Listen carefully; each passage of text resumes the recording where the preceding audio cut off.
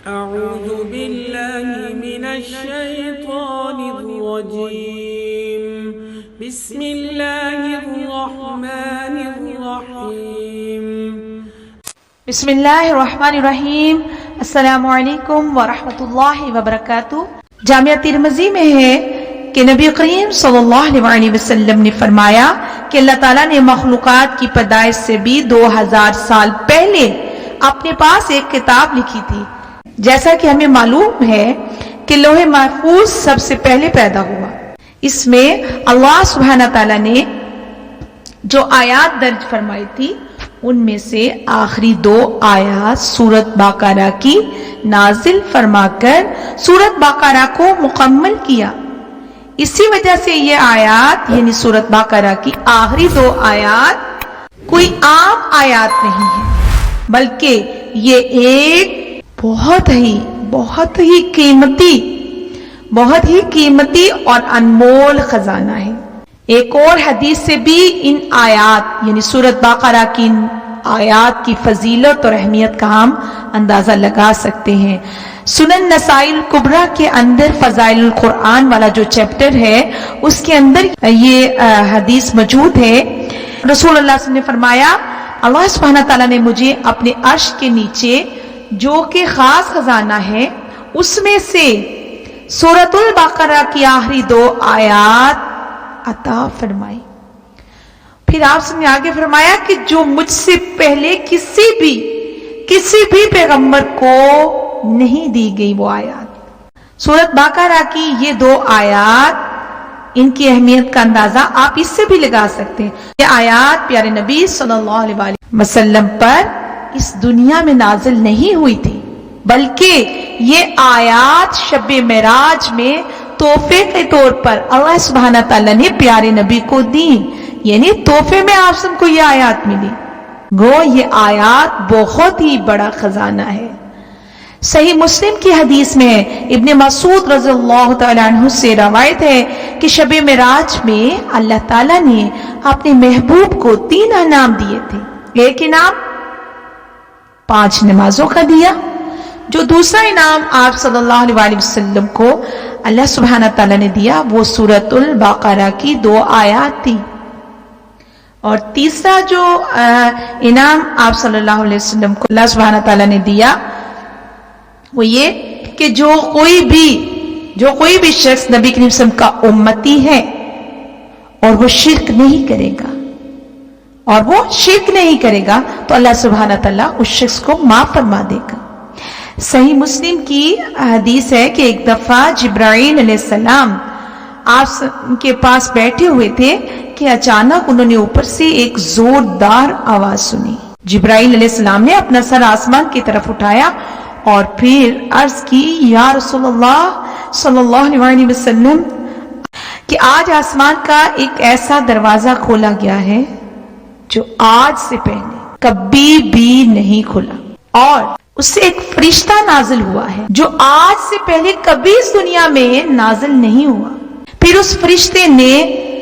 اللہ کے محبوب صلی اللہ علیہ وسلم کی خدمت میں سب سے پہلے سلام عرض کیا۔ پھر سلام عرض کرنے کے بعد اس فرشتے نے کہا، اے اللہ کے محبوب صلی اللہ علیہ وسلم، میں آپ کو اللہ سبحانہ تعالیٰ کی طرف سے 2 نوروں کی بشارت دیتا ہوں، ایک کی نہیں 2 نوروں کی بشارت دیتا ہوں جو آپ سے پہلے کسی پیغمبر کو عطا نہیں ہوئے۔ ایک جو نور تھا وہ کیا تھا؟ سورۃ فاتحہ، اور دوسرا سورۃ بقرہ کی آخری 3 آیات۔ اللہ سبحانہ تعالیٰ سے جب کبھی ان کے پڑھنے کے بعد جو کچھ آپ مانگیں گے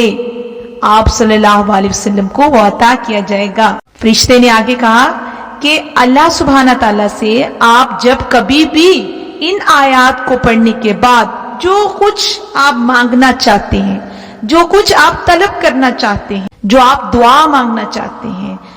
جو اپنی خواہش آرزو آپ کرنا چاہیں گے، ان کے پڑھنے کے بعد یعنی سورۃ فاتحہ اور سورۃ بقرہ کی آخری 3 آیات پڑھنے کے بعد آپ جو بھی مانگیں گے اے نبی آپ کو اللہ کی طرف سے وہ عطا کیا جائے۔ صحیح مسلم اور صحیح بخاری کی حدیث میں ہے کہ جو شخص بھی رات کے وقت سورت بقرہ کی آخری 2 آیات پڑھ لے گا تو یہ آیات پڑھنا اس کو ہر چیز سے کفایت کر جائے گا۔ اس وظیفے کے کرنے کا طریقہ کار یہ ہے کہ جب آپ سونے کے لیے اپنے بستر پر آئیں تو اول اور آخر 1 مرتبہ درود شریف پڑھیں، اس کے بعد سورت فاتحہ 1 مرتبہ اور پھر سورت بقرہ کی آخری 3 آیات پڑھ لیں۔ انشاءاللہ چند دنوں میں آپ بہت سے اس کے فوائد محسوس کریں گے انشاءاللہ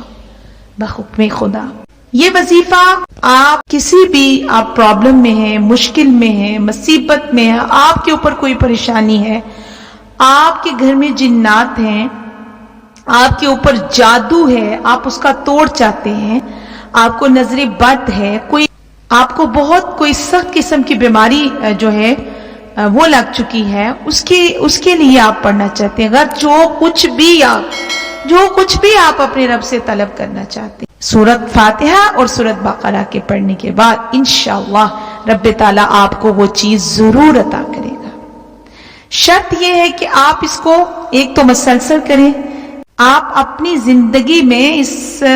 وظیفے کو اپنی روٹین بنا لیں، باقاعدہ اس کو اپنی زندگی کا حصہ بنا لیں۔ رات روزانہ سونے سے پہلے یا نماز عشاء کے پڑھنے کے بعد یا جب آپ سونے لگیں رات کو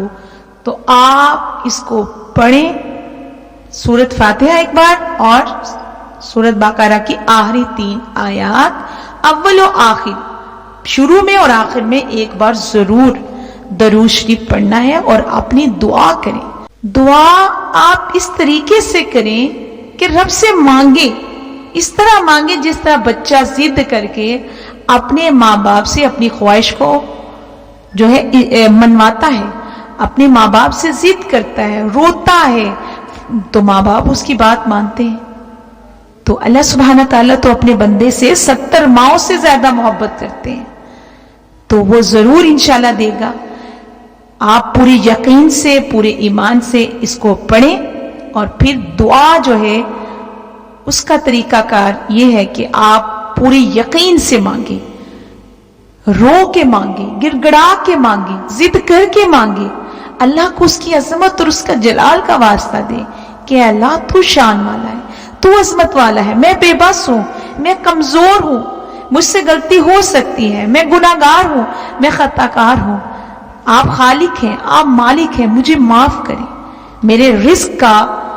جو ہے معاملہ بھی آپ کے پاس ہے۔ اس کو پڑھنے کے بعد انشاءاللہ اگر آپ کے گھر میں رزق کی کمی ہے، آپ کے کاروبار میں بندش ہے، انشاءاللہ اس کے پڑھنے سے آپ خود ہی اپنی صحت میں، اپنے گھر کے معاملات، بچوں کے لیے پڑھیں، کسی کی شادی کی رکاوٹ ہے اس کے لیے آپ پڑھیں۔ انشاءاللہ بچوں کے لیے اگر آپ دیکھتے ہیں کہ بچے ضد کر رہے ہیں، فرما برداری نہیں کرتے، گھر میں کچھ مسئلے مسائل ہیں، کوئی بھی مسئلہ ہے، آپ اس کو اپنی زندگی کا ایک حصہ اور روٹین بنا لیں، کیونکہ یہ ایک قیمتی خزانہ ہے، یہ ایک انمول جو ہے تحفہ ہے، اور یہ بڑی اہمیت اور فضیلت والی اور یہ آیات ہے۔ آخر میں میری اللہ تعالیٰ سے دعا ہے کہ وہ تمام مسلمانوں کے جو ہیں مسئلے، پرابلم اور مشکلات کو دور کرے، ان کی اولاد کو صالح اور فرما بردار بنا دے، اور اے اللہ ہم سب کو 5 وقت کا نمازی بنا دے، اور اے اللہ ہمیں خشوع و خضوع کے ساتھ پڑھنے والی نماز پڑھنے والا بنا دے۔ اے اللہ ہمارے اعمال کو درست کر، اے اللہ پاک، اے اللہ سبحان، یا ربی ہمیں ایسا بنا کہ ہم تجھے پسند آ جائیں، اے رب کریم ہم سے تو راضی ہو جا، یا ربی ہمیں ہر وہ چیز عطا فرما جس کی دعا میرے پیارے نبی نے آپ سے کی، یا ربی ہمیں ہر اس برائی سے بچا جس برائی سے میرے پیارے نبی نے آپ سے پناہ مانگی۔